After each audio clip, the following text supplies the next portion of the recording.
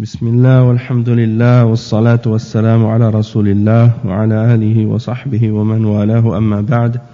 On commence aujourd'hui le cours 51 dans l'explication du livre Manzumat al-Adab, le Sharh de Cheikh Salih al-Fawzan. Et on est toujours dans le chapitre au sujet des héritages, l'importance d'apprendre les règles de l'héritage dans l'islam, et ainsi que les règles du regard.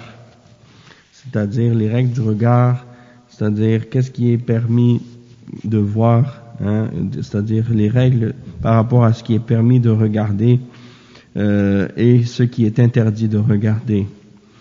Et là où on est rendu maintenant à une partie dans le livre, Cheikh al-Mardawi il dit وَإِن طِفْلَةٌ أَضْحَتْ مُمَيِّزَةً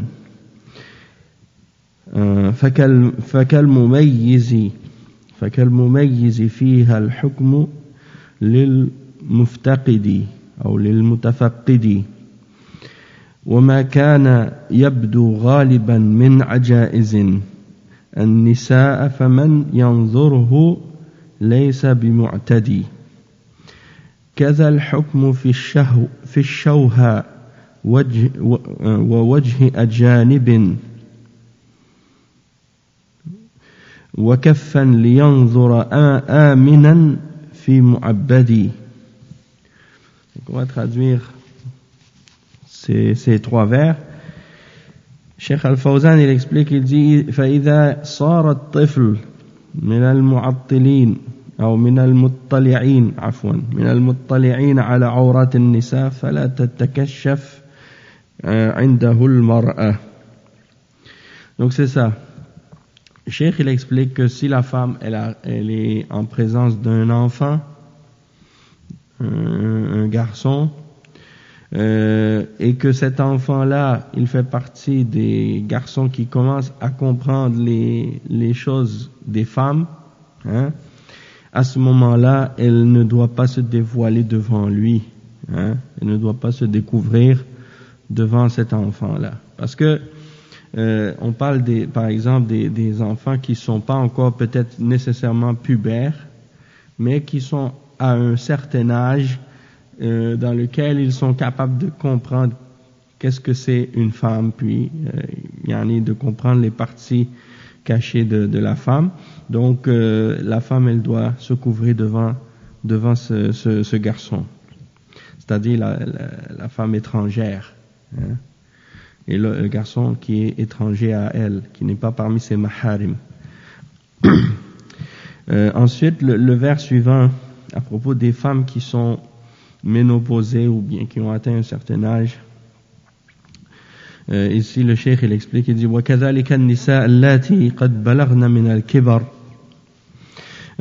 من الكبر عتية وليس فيهن شهوة للرجال ولا للرجال بهن شهوة فهؤلاء لا بأس بالنظر إلى وجوههن وأكفهن لزوال المحذور.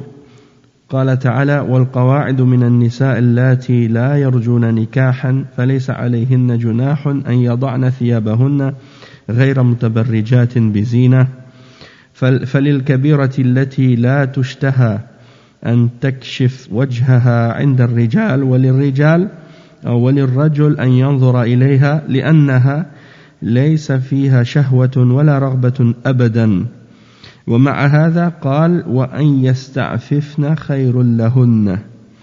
Donc ici le cheikh il explique que si c'est des femmes qui sont devenues très âgées, très vieilles, et qu'elles n'ont plus de désir en les hommes et les hommes n'ont plus de désir envers elles, alors il n'y a pas de mal de voir leur visage ou leurs mains, puisqu'il n'y a plus de mal à ce moment-là, il n'y a plus d'interdiction.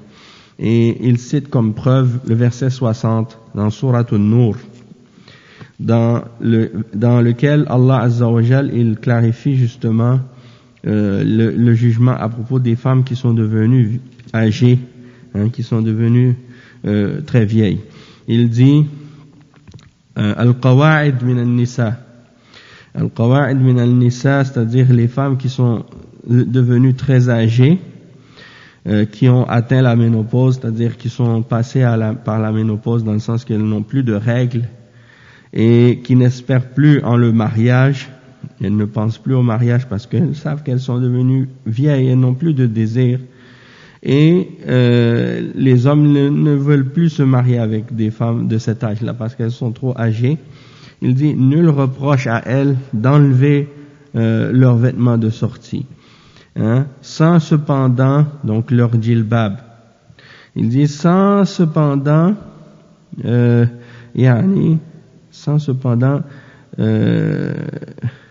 exhiber leurs atours. Sans cependant exhiber leurs atours.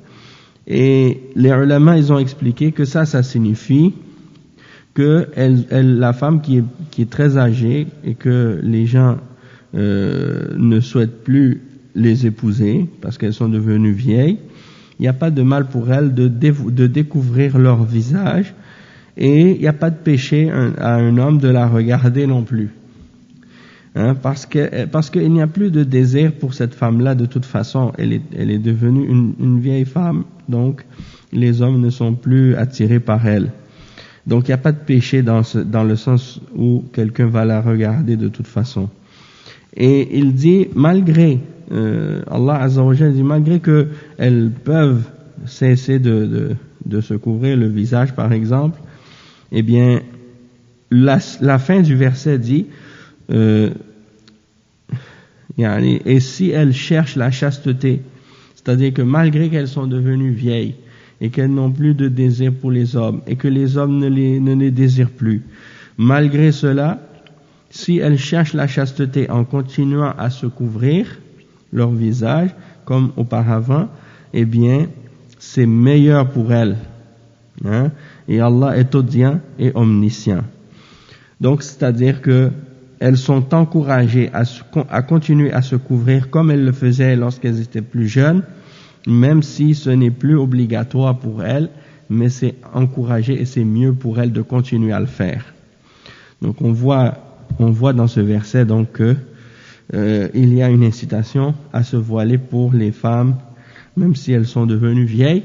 Et ça, si on le prend dans ce sens-là, ça veut dire que si c'est le cas pour une femme qui est devenue vieille, et que c'est mieux pour elle de continuer à se voiler, que dire de la fille qui est dans l'adolescence et qui est jeune, et qui est dans, par exemple, 16, 17 ans, 18 ans, jusqu'à 20 ans, 30 ans. Ces femmes-là, elles, dans ce cas-là, c'est encore plus obligatoire pour elles de se couvrir et de se voiler islamiquement et de couvrir leur visage et de cacher leurs atours, plus que une femme qui est vieille. D'accord?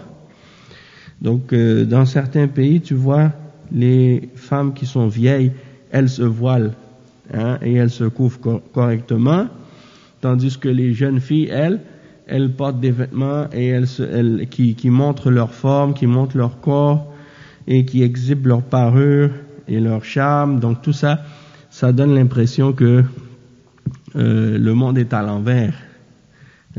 Parce que la femme qui crée beaucoup de tentations et qui attire beaucoup les hommes parce qu'elle est jeune, elle se couvre pas. Et celle qui est vieille et que les hommes ne désirent plus, elle se couvre.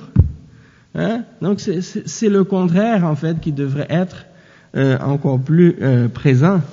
Malheureusement, les gens aujourd'hui sont un peu leur cerveau il est des fois installé un peu à l'envers, comme on dit, nasallallahu al-afiyah. Ensuite, le troisième vers, à propos de ces sujets-là, le cheikh il dit وَكَذَا الْحُكْمُ فِي الْمَرْأَةِ الشَّوْهَاءِ إِذَا كَانَتْ لَا تُشْتَهَى فَلَا مَانِعَ مِنَ النَّظَرِ إِلَيْهَا وَهَذَا مِنْ بَابِ الْقِيَاسِ لأن العلة في كون القواعد من النساء يضعن ثيابهن وهي أنهن لا يشتهين فكذلك التي لا تشتهى لتشويهها ولو كانت غير عجوز ولكن هذا فيه نظر لأن الله لم يذكر إلا القواعد من النساء أما غير القواعد ولو كنا مشوهات أو مشوهات فيأتي من يرغبهن والشاعر يقول لكل ساقطة في الحي لاقطة وكل كاسدة يوم لها سوق سبحان الله فيزينها الشيطان وخصوصا إذا كانت شابة ولو كانت شوهاء. Donc ici le cheikh il explique que si la femme elle est laide, si elle est très laide et que les hommes ne la désirent pas, il n'y a pas de mal de la regarder. Et il dit ça c'est par analogie, c'est-à-dire ils ont fait une analogie avec la femme qui est très vieille. Et il dit parce que la raison pour laquelle les femmes qui sont plus âgées peuvent découvrir leur visage, c'est parce que personne ne veut épouser ces femmes-là, parce qu'elles sont vieilles et personne les désire. Donc la même chose aussi pour la femme qui est très laide, et qui est repoussante ou bien qui est pas attirante. Il dit même si elle n'est pas vieille, c'est la même chose. Mais le cheikh il dit ça par contre, yani c'est pas c'est yani fihi nazar ça veut dire yani c'est quelque chose à revoir, parce qu'en voulant dire c'est pas nécessairement vrai. Pourquoi? Parce que Allah Azza wa Jal dans le verset il n'a pas mentionné les femmes qui sont laides, il n'a mentionné que les femmes qui sont vieilles. Et il dit si des femmes ne sont pas vieilles et que elles sont peut-être pas belles ou pas de belle apparence ou pas attirantes, n'empêche qu'il y a quelqu'un quand même qui peut être attiré par elles quand même, et qui peuvent par exemple désirer ces femmes-là et vouloir les épouser. Et il cite la parole d'un poète qui dit que toute femme, même si elle n'est pas belle, il y a quelqu'un qui dans le quartier ou bien dans la ville va vouloir se marier avec elle, parce que tôt ou tard elles vont trouver, il y a quelqu'un qui trouve son parti ou son marché comme on dit. Donc peut-être même aussi que le shaitan peut l'embellir à la personne même si elle n'est pas nécessairement belle, et la personne peut quand même être tentée par elle, surtout si elle est une jeune femme, et ainsi de suite. Donc ça c'est une explication. Puis aussi il y a le point que lorsque la personne par exemple elle se voile, la femme, eh bien elle se voile pour Allah, se voile pour Allah. Et la question n'est pas à savoir est-ce qu'elle est belle ou elle est laide, mais plutôt à savoir si elle obéit à Allah ou non. Donc qu'elle soit moins belle que d'autres, ça c'est pas une raison pour qu'elle ne se voile pas comme il faut. Et si les femmes âgées sont incitées et encouragées à continuer à le faire, alors la femme qui est jeune, même si elle est laide, elle doit continuer à se voiler elle aussi et à se couvrir correctement elle aussi. D'accord? Donc ça c'est un point important. Après, la suite des vers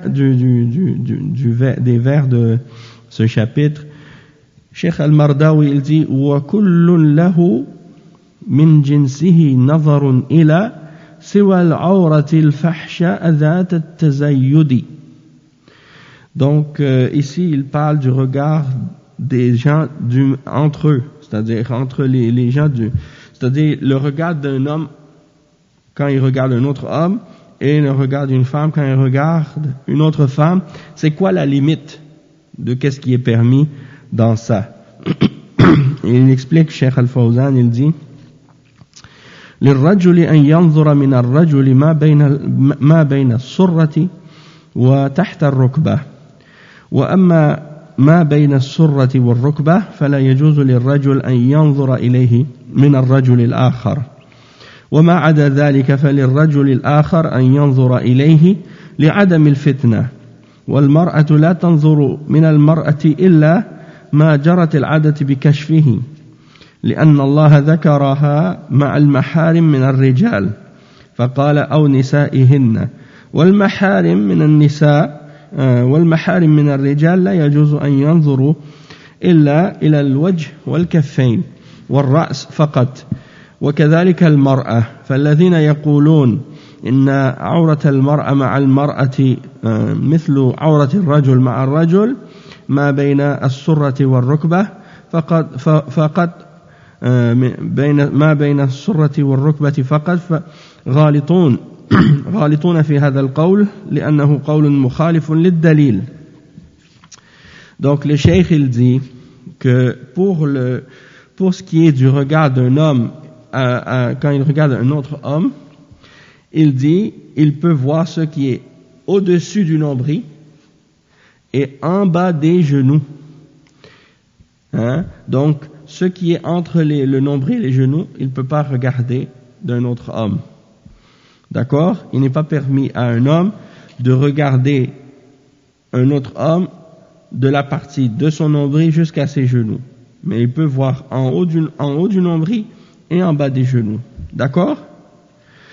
Il dit parce que de regarder cette partie, comme par exemple du nombril jusqu'à sa tête et de ses genoux jusqu'à ses pieds, il n'y a pas de fitna dans ça.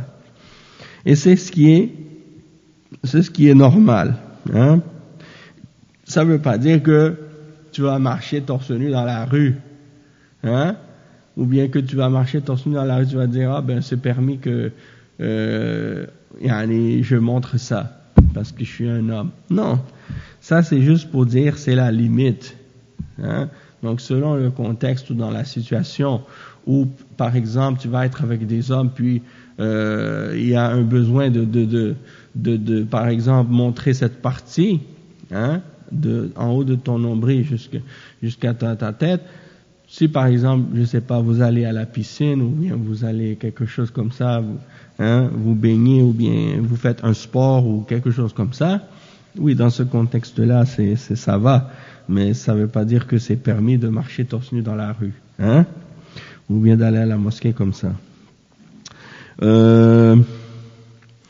Ensuite, il dit, en ce qui concerne la femme, il dit, les femmes entre elles, les femmes entre elles, il dit, elles peuvent voir ce qui est habituellement découvert, quand elles se voient l'une l'autre. Et il dit, parce que Allah Azza wa Jal les a mentionnés parmi les maharim, parmi les hommes maharim, c'est-à-dire que les femmes étrangères, les femmes des femmes par exemple qui ne sont pas dans la famille de la femme, ok, et puis elle a été mentionnée dans le verset dans Surat An-Nur comme parmi les hommes qui sont des maharim. Qu'est-ce que ça veut dire? Les hommes qui n'ont pas le droit de l'épouser parce qu'ils sont dans sa famille. Et il dit les hommes de sa famille qui sont des maharim, qu'elle n'a pas le droit d'épouser, ils ne peuvent voir d'elle que son visage, ses mains et sa tête. C'est-à-dire que la femme devant son père, devant son frère, elle va pas montrer son corps complètement. Ils peuvent voir par exemple ses cheveux, son visage, ses mains, il n'y a pas de problème, elle n'est pas obligée de se voiler devant eux. Mais devant la femme étrangère, c'est la même chose aussi. Parce que il y a des fuqaha, parmi les fuqaha qui ont dit que la femme musulmane devant une autre femme, elle a le droit de montrer ce que l'homme a le droit de montrer à un autre homme. C'est-à-dire entre le nombril, ce qui est en haut du nombril et en bas des genoux. Et le cheikh, il dit ça, c'est une erreur. C'est pas correct. Parce que, ça, c'est pas permis à une femme de montrer cette partie à une autre femme. Comme sa poitrine et des choses comme ça. Et souvent, il y a des fuqaha qui disent ça, que c'est permis à cause du fait que parfois les femmes, étant donné qu'elles allaitent, elles vont parfois se découvrir la poitrine devant d'autres femmes quand elles sont entre elles pour allaiter leur bébé. Et étant donné qu'elles sont entre femmes, elles considèrent probablement que ça va ou que c'est pas grave. N'empêche que le cheikh, lui ici, il considère que ça fait partie de la aura et que la femme, elle ne doit pas montrer ça à une autre femme non plus. Plutôt, elle doit couvrir ça. et que la aura d'une femme devant une autre femme, c'est la même que la aura pour les proches, les proches mâles de la famille, les maharim. D'accord? Comme le père, les oncles, les frères, et ainsi de suite. Ils ne peuvent pas voir tout le corps de la femme. C'est seulement son mari qui a le droit de la voir tout au complet. Hein? Ensuite, il dit وَكَذَلِكَ فِي ذِمِّيَّةٍ مَعَ حُرَّةٍ مع المسلمات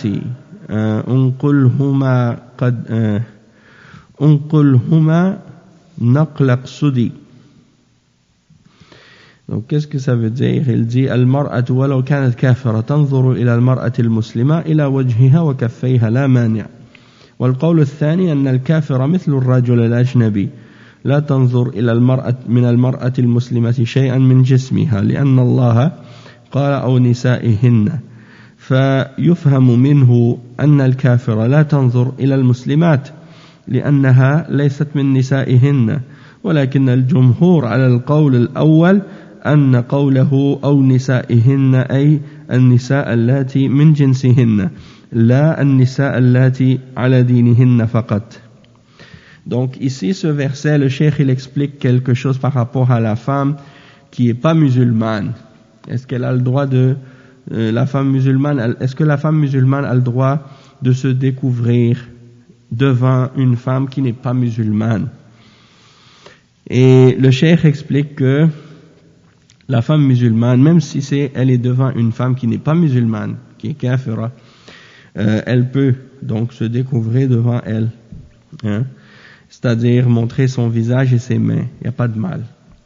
Mais il y a une autre opinion chez certains parmi les fuqaha qui disent que la femme mécréante, elle est comme un homme étranger pour la femme musulmane, c'est-à-dire que elle n'a pas le droit de voir aucune partie du corps de la femme.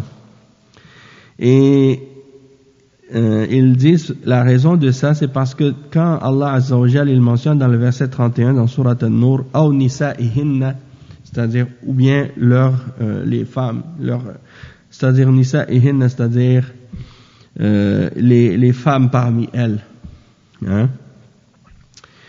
Donc il dit, eux ils ont compris de ça que ça veut dire que c'est seulement les femmes musulmanes qui ont le droit de voir les femmes musulmanes sans leur voile, et que les femmes mécréantes ne font pas partie d'elles.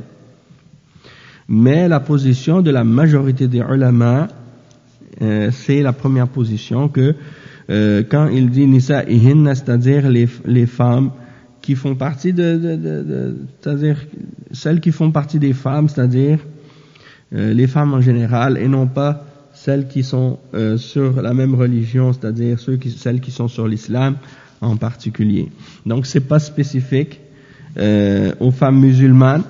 Les femmes en général ont le droit de se dévoiler devant les autres femmes, même si ces femmes-là sont pas musulmanes, c'est permis pour elles de se dévoiler. Les musulmanes peuvent se dévoiler devant elles. Ensuite, le cheikh il dit, Cheikh al-Mardawi il dit, وَهَلْ يَنْظُرُ النِّسْوَانُ مَا لَيْسَ ظَاهِرًا يُرَى غَالِبًا مِنَّا فَقَوْلَيْنِ أَسْنِدِ ووجه الفتاة انظر إذا كنت خاطبا وما يبدو منها غالبا في المؤكد. Donc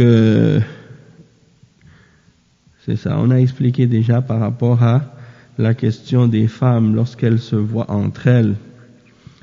Et il dit ensuite, lorsque il dit al-khatib إذا خطب امرأة جاز له أن ينظر إلى ما يرغبه فيها أو يمنعه من الزواج بها لأن لا يدخل عليها وهو على جهل بها لأن لا يدخل عليها وهو على جهل بها فيحصل بينهما سوء تفاهم والشاعر أباح له أن ينظر إليها والرسول صلى الله عليه وسلم يقول للخاطب انظر إليها فإنه أحرى أن يؤدم بينكما أي أن يحصل الوفاق بينكما. والعلماء ذكروا أنه ينظر إلى ما تدعو الحاجة إلى النظر إليه مما يرغبه فيها، وهذا يحصل بالنظر إلى وجهها، فإن الوجه هو الذي يدل على جمال المرأة أو دمامتها. وبعضهم قال ينظر إلى الوجه والكفين، لأن الوجه يدل على جمال المرأة ودمامتها، والكفان يدلان على خصوبة البدن أو عدم خصوبته. وهل ينظر إليها بدون أن تعلم أو ينظر إليها مع علمها ويجتمع معها بحضرة وليها على قولين. Ok. Donc ici le cheikh il explique que la personne qui veut épouser une femme, quand il va pour la demander en mariage, c'est permis pour lui de regarder de cette femme ce qui va l'inciter à l'épouser ou à vouloir l'épouser, ou bien qui va le faire changer d'idée finalement. Donc s'il constate que elle n'est pas à son goût, donc il va la voir, il va savoir si elle lui plaît ou non. Donc pour éviter que justement il vienne la demander en mariage puis que finalement elle lui plaît pas. Donc après ça risque de créer de l'embêtement inutile. Donc Allah Azza wa Jal, il permet donc à l'homme de regarder la femme qu'il a envie d'épouser pour voir en elle ce qui peut l'attirer ou lui donner envie de l'épouser. Et le messager d'Allah sallallahu alayhi wa sallam a dit dans le hadith rapporté par At-Tirmidhi au sujet de l'homme qui voulait aller demander en mariage une femme, il lui a dit regarde-la, parce que c'est mieux pour que les choses durent entre vous, la bonne relation dure entre vous. Donc ça veut dire que c'est quelque chose qui est encouragé, de regarder la femme avant de la demander en mariage. Et c'est ce qui fait qu'il va y avoir une meilleure entente entre les époux. Et les ulama ont mentionné que l'homme regarde de la femme qu'il veut épouser ce qui va l'inciter à vouloir l'épouser. Et il dit, c'est ainsi que l'homme regarde par exemple s'il peut voir son visage, parce que le visage c'est ce qui indique la beauté de la femme. Et il dit, ça indique aussi si elle est moins belle. Donc il va savoir par son visage si elle est jolie ou non. Et d'autres parmi les ulama ont dit qu'ils peuvent aussi regarder les mains de la femme.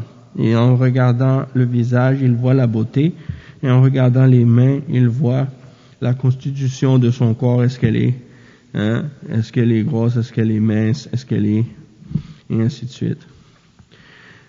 Et les ulama ont dit, est-ce qu'ils regardent la femme alors qu'elle est au courant, ou bien ils la regardent sans qu'elle sache, en présence de son wali. Et le cheikh il dit, il y a deux positions là-dessus. Donc on va lire ça. Le cheikh il dit, فَمِنْهُمْ مَنْ يَقُولْ يَنْظُرُ إِلَيْهَا مَعَ عَدَمِ عِلْمِهَا بأن يتخبأ لها لأن جابرا يقول تخبأت لها فهو يتخبأ في مكان لا تعلم عنه فينظر إليها لأنها لو علمت فربما لا تمتنع أو ربما تتصنع بشيء غير صحيح يغر الرجل. وكونه ينظر إليها على هيئتها وطبيعتها من غير تكلف يكون أحسن لقوله تخبأت لها. وفي الحديث إن استطعت أن تنظر إليها.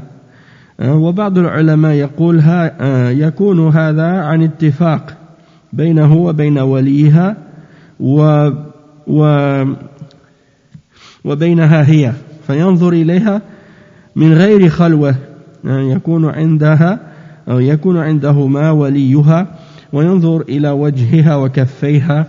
فالحاصل أنه ينظر ما دعت الحاجة إليه مما يدل على جمالها أو عدم جمالها، وهذه رخصة مستثناة من تحريم نظر الرجل الأجنبي إلى المرأة التي هي من غير محارمه، وهذا من أدلة الحجاب. فلو كانت المرأة سافرة وتخرج إلى الشوارع وهي سافرة وتجلس مع الناس وهي سافرة، يعني ما احتاج إلى أن ينظر إليها، فدل على أنها يعني كانت محجبة، ولا يرى وجهها ولا يرى كفاها ولا يرى شعرها، وهذا هو الأصل. فرخص له النبي صلى الله عليه وسلم من أجل الخطبة أن ينظر إلى هذه الأشياء وأن تكشفها له، فهذا من أدلة وجوب الحجاب، وأنه لا يرخص النظر إلى المرأة من قبل الرجل إلا للخطيب إذا خطبها وأجيب إليها. Donc ici le cheikh il explique qu'il y a deux positions par rapport à la question du regard de la femme lorsqu'on va pour la marier ou on veut se marier avec elle. Parmi les ulama, il y en a qui ont dit qu'il faut la regarder quand elle n'est pas consciente ou pas, ou elle n'est pas au courant que tu la regardes. Donc tu te caches pour l'observer. Et c'est ce qui a été mentionné de la part de Jabir radiyallahu anhu. Il dit, je me suis caché pour la voir. Donc qu'est-ce qu'il faisait? Il se cachait pour aller la voir dans un endroit que elle savait pas, puis il la regardait et il dit peut-être que si elle aurait su, elle n'aurait pas accepté qu'il la regarde, ou elle se serait préparée d'une certaine façon pour s'enjoliver et ainsi de suite. Et peut-être que la femme, donc quand elle se prépare comme ça, eh bien ça peut tromper l'homme à penser par exemple qu'elle est d'une certaine apparence alors que c'est pas le cas. Donc si il la voit dans son apparence naturelle, sans artifice, sans parure, eh bien c'est quelque chose qui est préférable. Comme ça il a une idée exactement de qu'est-ce qu'est l'apparence de cette femme réelle. Et quand il dit takhabba'tu laha, yani je me suis caché pour la voir, Cheikh il mentionne cette partie dans le hadith, puis il dit, il y a aussi un autre hadith qui est rapporté par Muslim qui mentionne, il dit in istata'ta an tanzura ilayha. Le prophète sallallahu alayhi wa sallam dit, si tu es capable de la regarder, ça veut dire que yani, tu essaies de faire en sorte de te cacher pour être capable de voir ce qui t'attire chez elle, pour voir si tu vas avoir envie de l'épouser.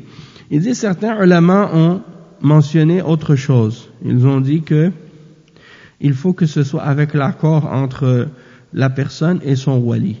C'est-à-dire que c'est son wali qui va organiser ça avec lui pour qu'il puisse la voir sans qu'elle le sache. Et il y en a même qui ont dit aussi dans le sens que c'est entre le wali, la femme et le prétendant, les trois.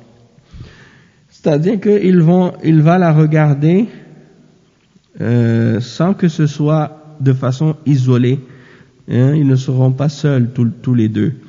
Il va voir son visage et ses mains et il va regarder d'elle ce qui l'attire pour vouloir la demander en mariage, pour pouvoir la marier. Et ça, c'est ce qui va indiquer pour lui si elle est jolie ou non. Et c'est une permission spéciale pour celui qui désire épouser une femme. Parce que la règle générale, c'est que l'homme n'a pas le droit de regarder une femme étrangère. Parce que lorsque quelqu'un ne fait pas partie des maharim, il n'a pas le droit de la voir. Et ça fait partie même des preuves de l'obligation du hijab. Et si la femme ne portait pas le hijab et ne se couvrait pas le visage, et qu'elle marchait dans la rue, comme c'est le cas dans plusieurs pays musulmans d'ailleurs, qu'elle marche dans la rue, même si elles sont voilées mais elles ne se couvrent pas le visage, Donc tout le monde sait de toute façon quelle est la jolie, quelle n'est pas la jolie, parce que tout le monde voit tout le monde. Même que beaucoup de filles, elles ne se voilent même pas du tout. Hein? Donc non seulement tu vois son visage et ses mains, mais tu as vu beaucoup d'autres choses aussi. Donc dans ce sens-là, ça peut être une preuve qui montre que ces femmes-là, elles ne respectent pas les règles de l'islam d'une certaine façon, parce que si le prophète sallallahu alayhi wa sallam a dit que c'est permis pour le prétendant de regarder la femme, ça veut dire que si il n'a pas l'intention de l'épouser, il n'a pas le droit de la regarder, hein, et qu'elle doit se voiler, hein. Et c'est la preuve que les femmes, elles se voilaient à l'époque et que on ne pouvait pas la voir excepté si quelqu'un souhaitait demander une fille en mariage. Donc il ne voyait pas son visage, il ne voyait pas ses mains, il ne voyait pas ses cheveux, il ne voyait rien. Et la permission est spécifique à celui qui veut demander la main d'une fille. Et à ce moment-là, c'est permis pour lui de regarder. Et ça fait partie des preuves de l'obligation du hijab, et que ce n'est pas permis pour une femme pour un homme de regarder une femme, excepté s'il est un prétendant et qu'il désire se marier et demander une fille en mariage, hein, à ce moment-là, oui. Et il dit وَعَنْهُ إِلَى وَجْهٍ وَعَنْهُ وَكَفِّهَا كَمَحْرِمِهَا مِنْ غَيْرِ خَلْوَةٍ إِبْعَدِ. Donc il dit, le cheikh, que ce que le prétendant a le droit de voir, hein, c'est son visage et ses mains, comme le mahram. Le mahram de la fille, son père, son frère, il ne peut voir autre chose que son visage et ses mains. Hein? Et le cheikh, il explique. Il dit, عن الإمام أحمد أنه ينظر إلى وجهها وكفيها. ورواية ثانية أنه ينظر إلى وجهها فقط. وروايتان عن الإمام أحمد لا بد أن يكون ذلك من غير خلوة بها، بل يكون بحضور وليها ومن تزول به الخلوة، لقوله صلى الله عليه وسلم ما خلا رجل بامرأة إلا كان ثالثهما الشيطان. فهؤلاء الذين يبحثون للخطيب يعني أنه يسافر بمخطوبته ويخلو بها ويقولون هذه مخطوبته، يعني هؤلاء خالفوا الشرع واستباحوا ما حرم الله لأنها أجنبية، كيف يسافر بها وكيف يخلو بها وكيف ترافقه، وهذا في الحقيقة سبب للفساد وسبب لوقوع الفواحش، فيمكن أنه يعبث بها ويتخلى عنها وينكر بها، وهذا حرام لأنه لا يكون زوجة له بمجرد الخطبة بل هي أجنبية. Ça c'est un point très important. Qu'est-ce que le cheikh il explique ici? Donc il dit premièrement que l'imam Ahmad, sa position c'est que il peut voir, le prétendant peut voir son visage et ses mains, et dans une autre narration il dit seulement c'est son visage. Ça c'est deux narrations qui ont été rapportées de l'imam Ahmad. Et il dit il ne faut pas qu'il y ait d'isolement avec la femme, dans le sens qu'il reste seul avec elle. Il doit plutôt être en présence de la fille avec son wali pour éliminer toute ambiguïté et tout doute. Parce que le prophète sallallahu alayhi wa sallam a dit que lorsqu'un homme est tout seul avec une femme, c'est le troisième qui est le shaitan qui est le troisième d'entre eux. Donc il dit ceux qui cherchent, par exemple, qu'est-ce qu'ils appellent en fait, certaines personnes ou certains musulmans, ils appellent les fiançailles. Il n'y a pas de fiançailles en islam d'une certaine façon, dans le sens que les kuffars, eux, vous savez que les chrétiens et les juifs et autres, avant de se marier, ils vont se fiancer. Et quand ils font les fiançailles peuvent durer plusieurs années même parfois. Et pendant cette période de fiançailles, ils agissent comme s'ils sont mariés. Hein? Ça, c'est le kuffar. Donc, il y a certains musulmans, ils pensent que c'est comme ça aussi. Et on entend ça des fois. C'est ma fiancée. Hein? C'est mon fiancé. Qu'est-ce qu'ils veulent dire par là? Hein? Donc, le cheikh, il dit, c'est pas permis pour un homme et une femme, même si cet homme-là, il est le khatib, il a demandé la fille en mariage, et il s'est présenté et qu'on l'a accepté, et bien malgré ça, il n'a pas le droit de rester seul, isolé avec elle, tant qu'ils ne sont pas mariés. D'accord? Et il n'a pas le droit non plus de voyager avec elle. Il n'a pas le droit non plus de rester seul avec elle. Hein? Parce que, il dit, ceux qui font ça, ils ont contredit la législation d'Allah, et ils ont rendu halal ce qui est haram. Parce qu'en réalité, cette femme est une étrangère pour lui. Et donc, comment pourrait-il s'isoler avec elle et rester seul en sa présence, et comment pourrait-elle l'accompagner dans un voyage ou des choses comme ça? Il dit, en réalité, ça amène beaucoup de désordre. Et c'est ce qui permet beaucoup de turpitude de se produire. Et c'est pour ça que des fois, on entend des histoires vraiment graves. Hein? Des filles qui sont pas mariées, qui tombent enceintes avec leur soi-disant fiancé, et quand elles arrivent pour se marier, elles sont déjà enceintes, hein? Et là, ça crée beaucoup de problèmes. Hein? Et donc, si le garçon, il dit, hein? Si le garçon, il dit, je me marie plus avec elle, je la veux plus. Là, qu'est-ce qui arrive? Ils sont pas mariés, hein? Et elle est enceinte déjà, et lui, il part. Là, elle reste, elle enceinte comme ça. Ça veut dire, c'est la honte, hein?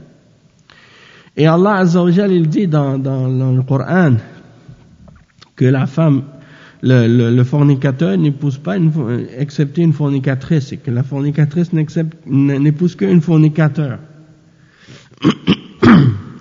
Donc ça veut dire qu'ils n'ont pas le droit de se marier si elle est enceinte, jusqu'à ce qu'elle ait accouché et qu'ils se soient repentis.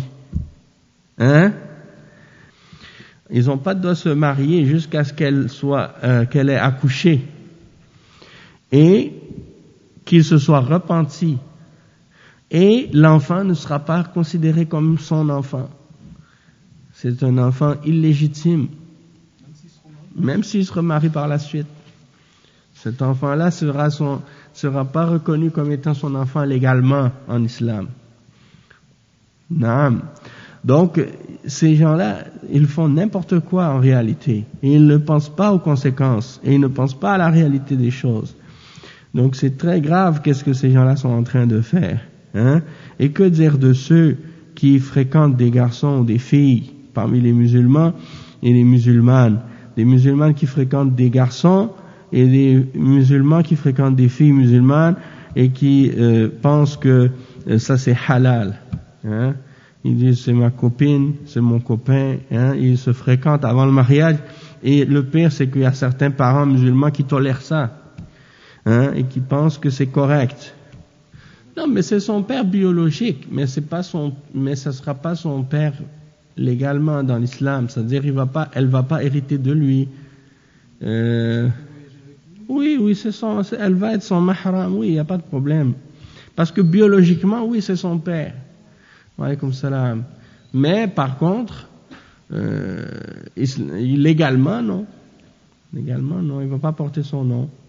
Et donc c'est ça. Il ne va pas hériter. Cet enfant ne va pas faire partie des héritiers et ainsi de suite.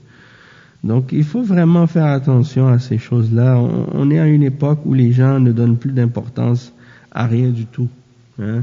Et ils prennent tout à la légère. Et ils pensent que tout est licite, tout est permis. Donc après, quand des problèmes comme ça arrivent, les gens ils jugent selon leurs coutumes ou selon la tradition, qu'est-ce que les gens disent, et ils font que créer plus de problèmes encore. Hein? Donc il faut faire attention à ces choses-là.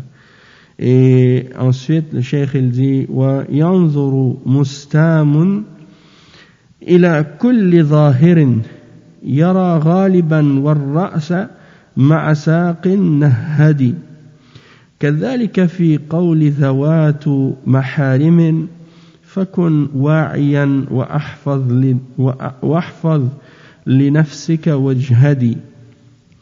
Donc ici le Cheikh Al-Fawzan il va expliquer, il dit ينظر الذي يصوم الأمة أو الذي يصوم الأمة إذا عرضت للبيع أو يصوم الأمة عفوا ينظر الذي يصوم الأمة إذا عرضت للبيع يباح له أن ينظر إلى وجهها وأن ينظر إلى رأسها وساقيها إذا كان له رغبة في شرائها. وكذلك في قول بعض العلماء أن الرجل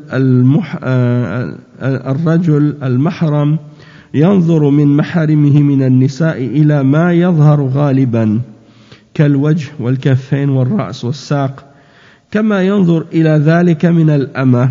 أما القول المشهور فلا ينظر إلا إلى وجهها وكفيها وقدميها وما جرت العادة بكشفه مما ليس فيه فتنة ولا ينظر إلى الساق والذراع لأن هذا لم تجري العادة به وفيه فتنة حتى مع المحارم. Donc ici le cheikh il explique que il parle premièrement de l'esclave. Il dit que c'est permis lorsqu'une esclave est en vente ou est à vendre, c'est permis de voir son visage et sa tête et ses jambes. Qu'est-ce qui peut l'inciter à vouloir l'épouser, à vouloir l'acheter? Ça, c'est dans le cas de l'esclave.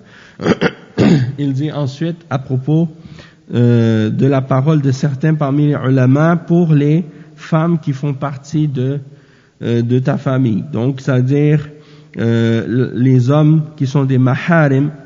Il dit la position de certains fuqaha vis-à-vis des maharim, c'est qu'ils peuvent voir ce qui est apparent en général de la femme, comme son visage, ses mains, sa tête, ses jambes, et ils peuvent voir d'elle ce qu'ils peuvent voir de l'esclave. Et il dit que ça, c'est une position qui est présente chez certains fuqaha, parmi les ulama. Il dit, mais la position la plus connue, c'est qu'il ne peut voir que son visage et ses mains, et ses pieds, et ce qui est habituellement découvert, dans lequel il n'y a pas de fitna. Donc, il ne va pas regarder ses jambes ou ses bras, ou ce qui n'est pas dans la tradition, l'habitude que la femme découvre devant ses proches. Il dit, c'est-à-dire qu'elle va pas montrer des parties de son corps qui peuvent créer de la fitna, même pour une femme qui est dans ses proches ou parmi ses maharim. Et c'est ce que je disais la dernière fois par rapport à la façon dont certaines femmes s'habillent quand elles sont en présence de leurs proches dans la maison. Parfois, certaines filles vont porter des tenues qui ne sont pas appropriées, comme des vêtements qui sont vraiment trop, qui dévoilent trop les formes ou qui montrent les différentes parties du corps. Une fille ne doit pas s'habiller comme ça devant son père, devant ses frères, devant ses oncles, devant son grand-père. Il y a une façon que la fille doit se voiler, doit s'habiller, devant ses proches, qui est respectueuse. Il ne faut pas qu'elle s'habille d'une manière qui montre ses formes ou son corps d'une manière exhibée ou des choses comme ça.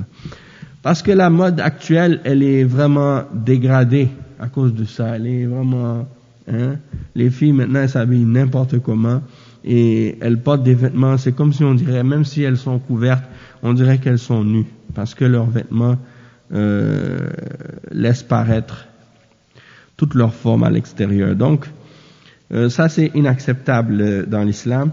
Et même si la femme, elle n'est pas obligée de se voiler devant ses proches ou devant ses maharim, mais elle doit tout de même s'habiller de manière respectueuse. D'accord?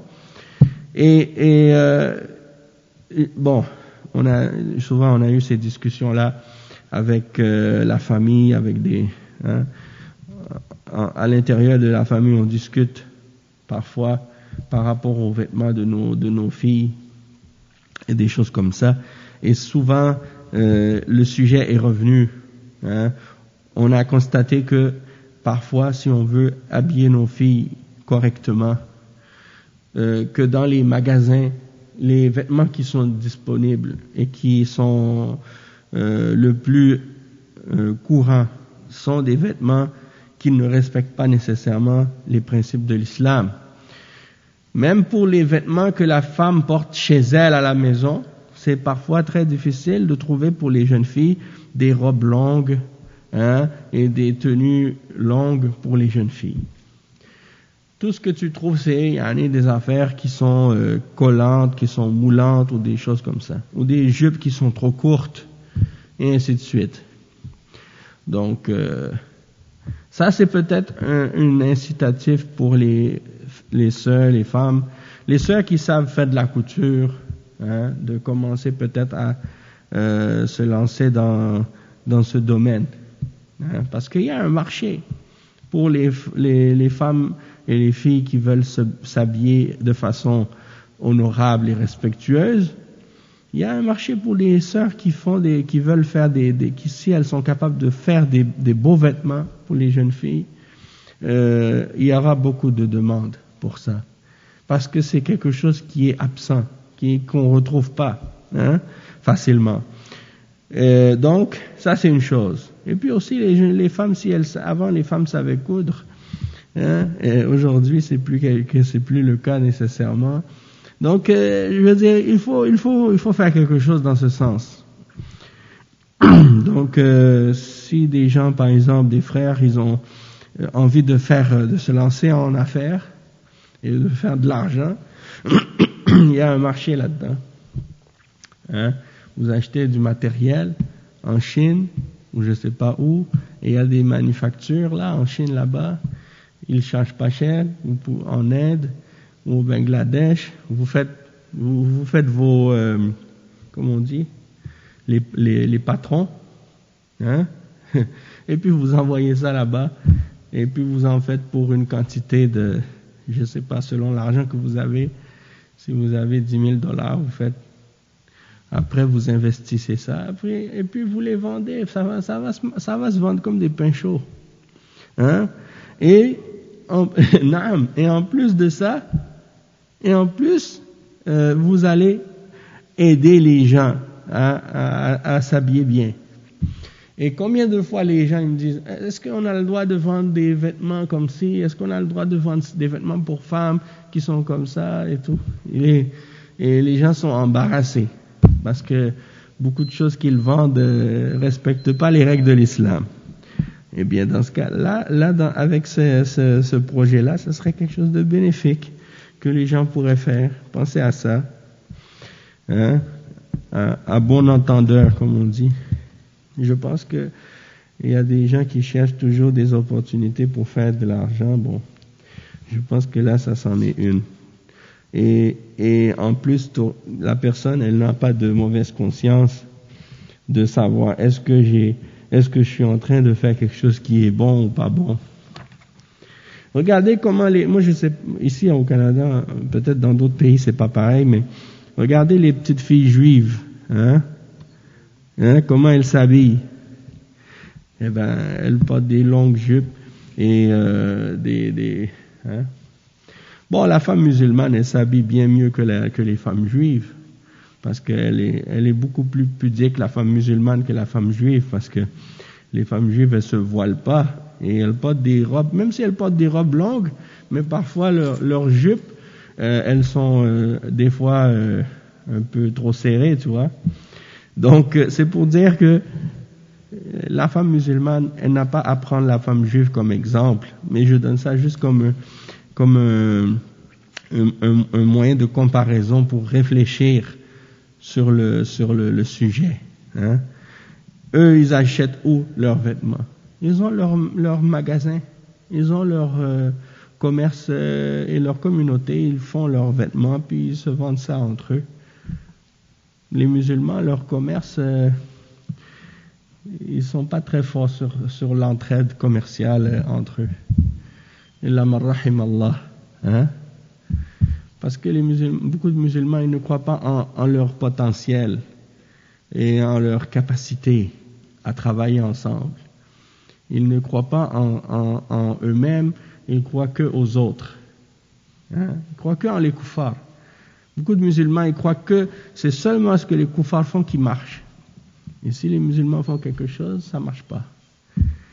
Pourquoi? Parce qu'ils ont perdu la confiance en Allah Azza wa Jal. Et ils n'ont pas confiance que Allah Azza wa Jal peut leur donner la délivrance et la victoire. Donc on va s'arrêter ici, nous, pour aujourd'hui. À ce point-là, on va continuer la semaine prochaine, Inch'Allah. Et puis, en tout cas, sallallahu tawfiq. Oui, t'as une question? Moi, je parle pas moi, écoute, ça c'est quelque chose que beaucoup de gens ne comprennent pas. La femme musulmane, elle a un habit à l'intérieur, dans sa maison, devant sa famille, devant ses proches, quand elle se voile pas. Ça s'appelle les vêtements d'intérieur. D'accord? Ces vêtements d'intérieur, ils doivent être quand même pudiques. Même si c'est pas de se voiler, mais ça doit être quand même pudique. Et elle a les vêtements d'extérieur. Les vêtements d'extérieur, c'est quoi? C'est les vêtements quand elle sort dehors, quand elle va être en présence d'hommes qui sont étrangers à elle, qui ne font pas partie de ses maharim. Quand elle est en présence des hommes étrangers, là, elle doit porter le djilbab. Elle doit se couvrir de la tête aux pieds avec un vêtement qui est long et ample et qui couvre son visage et ses mains. Ça, c'est les règles. Donc, moi, quand je parle des robes, là, quand j'ai dit aux frères, ce serait bien de faire ça pour les filles, je parle des vêtements d'intérieur. Pour les filles, quand elles sont dans leur maison avec leur famille et leurs proches. Et pour les djilbabs, ça, il y en a déjà beaucoup. N'importe qui cherche des djilbabs pour les femmes, il y en a dans les... Hein, tu cherches ça sur Internet, il y a plein de magasins qui vendent ça. Donc ça, c'est une chose qui est déjà présente. Mais les vêtements d'intérieur qui sont respectueux des règles de la pudeur, hein, et des principes islamiques et de la coutume, il n'y en a pas beaucoup. C'est pas facile à trouver. Du moins dans les grands magasins. Quand tu vas aller magasiner dans les grands magasins pour chercher des vêtements pour tes enfants, c'est difficile à trouver des choses qui sont correctes. C'est ça que je veux dire. Tu comprends? طيب إن شاء الله سبحانك اللهم وبحمدك أشهد أن لا إله إلا أنت أستغفرك وأتوب إليك وصلى الله وسلم على نبينا محمد وعلى آله وصحبه أجمعين والسلام عليكم ورحمة الله وبركاته